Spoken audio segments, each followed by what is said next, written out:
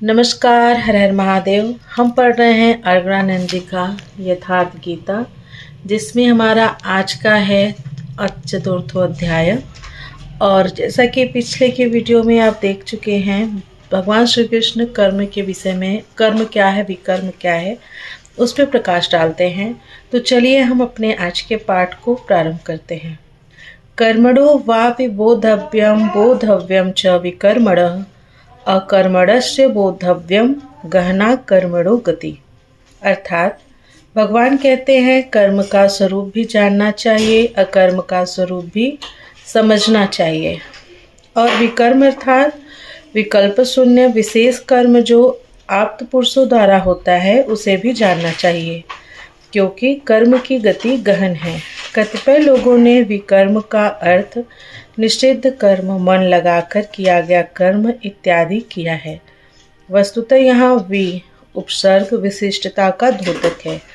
प्राप्ति के पश्चात महापुरुषों के कर्म विकल्प शून्य होते हैं। आत्मस्थित, आत्मतृप्त, आप्तकाम महापुरुषों को न तो कर्म करने से कोई लाभ है और न छोड़ने से कोई हानि ही है। फिर भी वे पीछे वालों के हित के लिए कर्म करते हैं।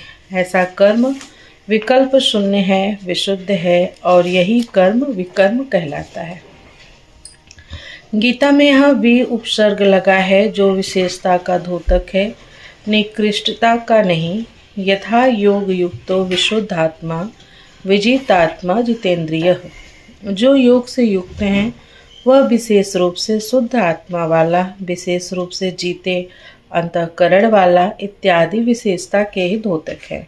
इसी प्रकार गीता में स्थान स्थान पर का प्रयोग हुआ है जो विशेष पूर्णता का द्योतक है। इसी प्रकार विकर्म भी विशिष्ट कर्म का द्योतक है जो प्राप्ति के पश्चात महापुरुषों के द्वारा संपादित होता है, जो शुभाशुभ संस्कार नहीं डालता। अभी आपने विकर्म देखा, रहा कर्म और अकर्म, जिसे अगले श्लोक में समझने का प्रयास करेंगे। यदि यहाँ कर्म और अकर्म का विभाजन नहीं समझ सके तो कभी नहीं समझ सकेंगे।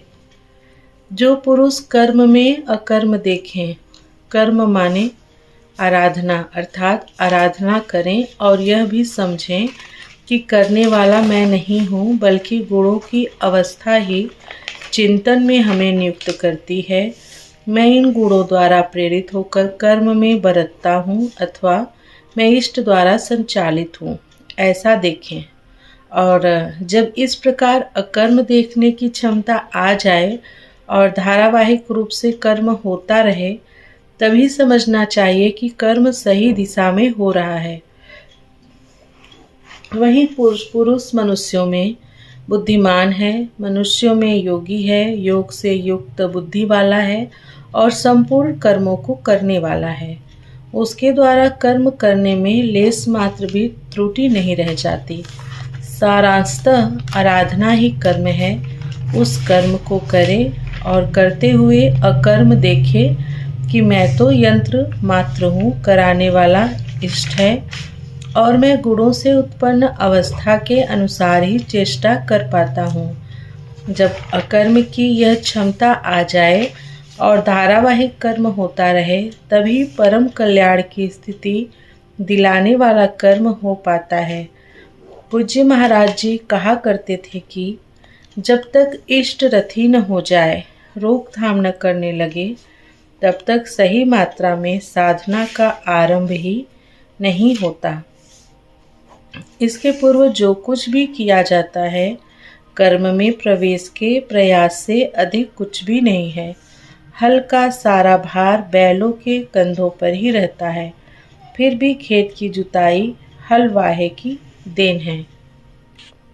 ठीक इसी प्रकार साधना का सारा भार साधक के ऊपर ही रहता है, किंतु वास्तविक साधक तो इष्ट है, जो उसके पीछे लगा हुआ है, जो उसका मार्गदर्शन करता है।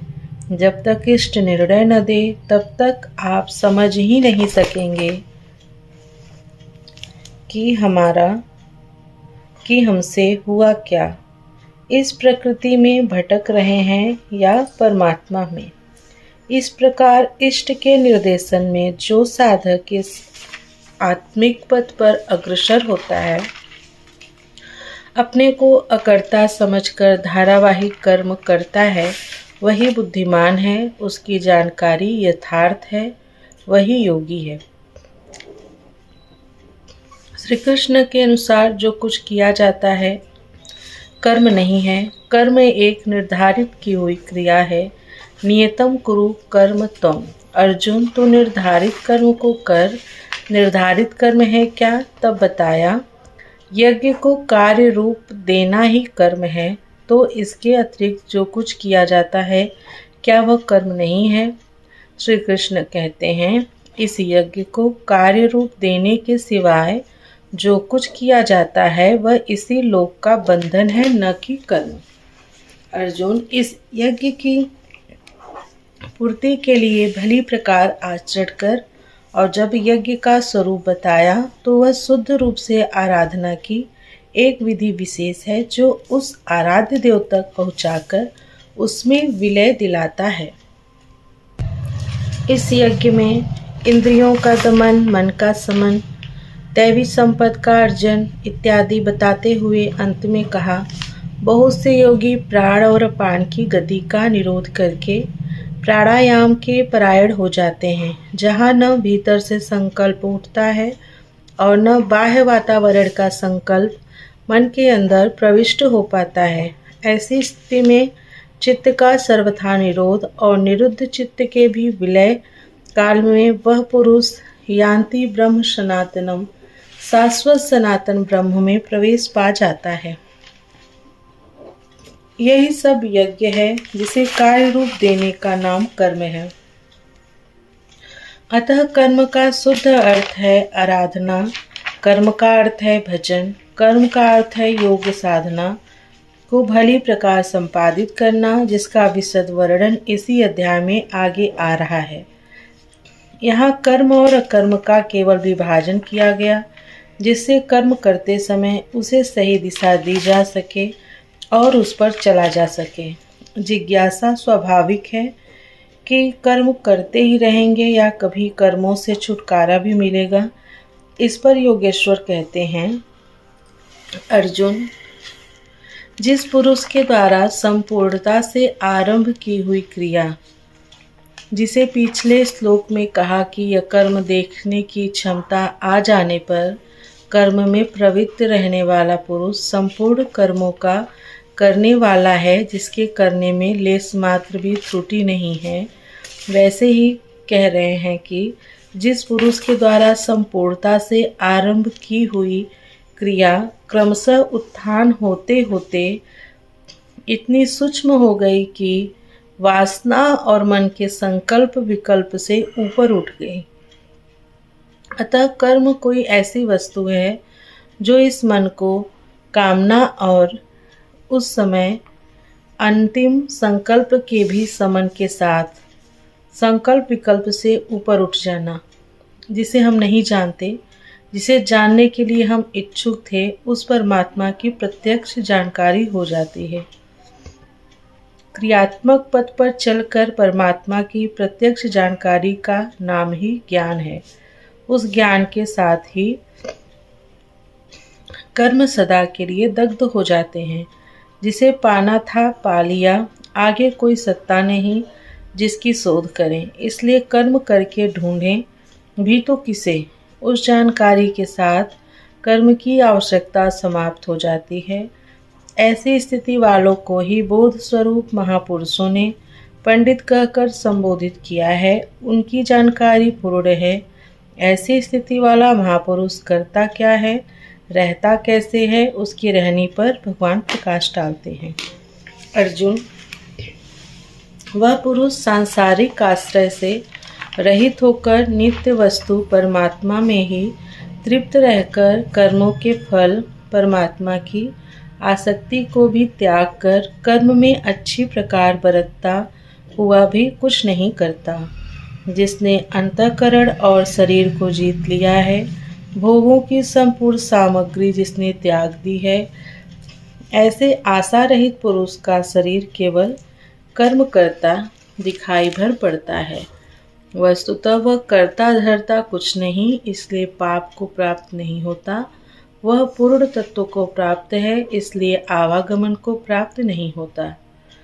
अपने आप जो कुछ भी प्राप्त हो उसी में संतुष्ट रहने वाला, सुख दुख राग द्वेष और हर्ष शोकादि द्वंद्वों से परे, ईर्ष्या रहित तथा सिद्धि और असिद्धि में समभाव वाला पुरुष कर्मों को करके भी नहीं बनता। सिद्धि अर्थात जिसे पाना था वह अब भिन्न नहीं है और वह कभी विलग भी नहीं होगा, इसलिए असिद्धि का भी भय नहीं है। इस प्रकार सिद्धि और असिद्धि में समभाव वाला पुरुष कर्म करके भी नहीं बनता। कौन सा कर्म वह करता है? वह नियत कर्म यज्ञ की प्रक्रिया। इसी को दोहराते हुए कहते हैं, अर्जुन, यज्ञ का आचरण ही कर्म है और साक्षात्कार का नाम ही ज्ञान है। इस यज्ञ का आचरण करके साक्षात्कार के साथ ज्ञान में स्थित, संग दोष और आसक्ति से रहित मुक्त पुरुष के संपूर्ण कर्म भली प्रकार विलीन हो जाते हैं। वे कर्म कोई परिणाम उत्पन्न नहीं कर पाते, क्योंकि कर्मों का फल परमात्मा उनसे भिन्न नहीं रह गया। अब फल में कौन सा फल मिलेगा, इसलिए उन्मुक्त पुरुषों को अपने लिए कर्म की आवश्यकता समाप्त हो जाती है। फिर भी लोक संग्रह के लिए वे कर्म करते ही हैं और करते हुए भी वे इन कर्मों में लिप्त नहीं होते। जब करते हैं तो लिप्त क्यों नहीं होते? इस पर भगवान कहते हैं। अब इस पर भगवान क्या कहते हैं, इसको हम अपने अगले वीडियो में देखेंगे। अभी के लिए बस इतना ही। कृष्णाय वासुदेवाय हरे परमात्मने प्रणत क्लेश नाशाय गोविंदाय नमो नमः। हरे नमः हरे नमः हरे नमः। ओम नमः पार्वती पतये हर हर महादेव। मिलती हूँ आप लोगों से यथार्थ गीता के अगले अध्याय में।